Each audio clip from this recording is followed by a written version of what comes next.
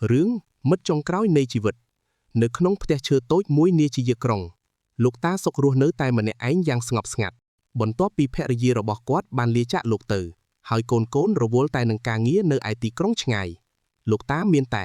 អាមាសប៉ុណ្ណោះដែលជាមិត្តរួមសុខទុក្ខ អាម៉ាស់គឺជាសត្វឆ្កែស្រែពណ៌លឿងចាស់មួយក្បាល ដែលមានវ័យចាស់មិនចាញ់ម្ចាស់វាប៉ុន្មានឡើយ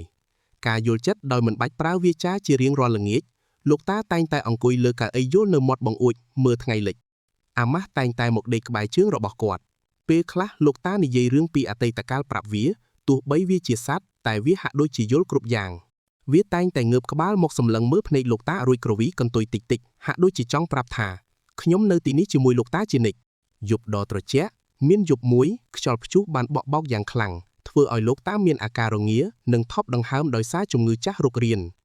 គាត់មិនអាចក្រោកទៅយកថ្នាំ ឬហៅអ្នកជិតខាងបានឡើយ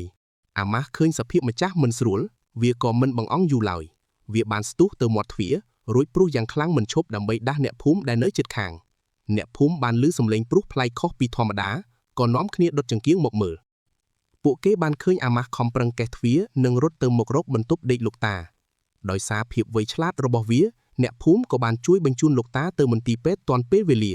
សេចក្តីសុខចុងក្រោយ ប៉ុន្មានថ្ងៃក្រោយមកនៅពេលលោកតាត្រឡប់មកផ្ទះវិញ អ្វីដែលគាត់រកមុនគេគឺអាម៉ាស់ នៅពេលឃើញម្ចាស់ត្រឡប់មកវិញ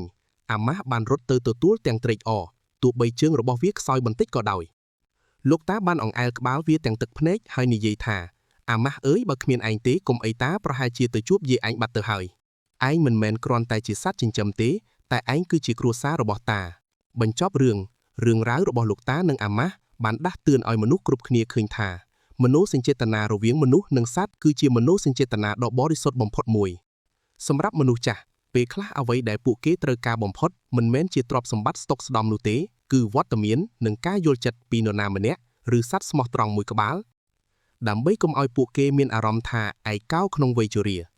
អត្ថន័យអប់រំសម្រាប់មនុស្សចាស់ ភាពកក់ក្ដៅនៃមនោសញ្ចេតនា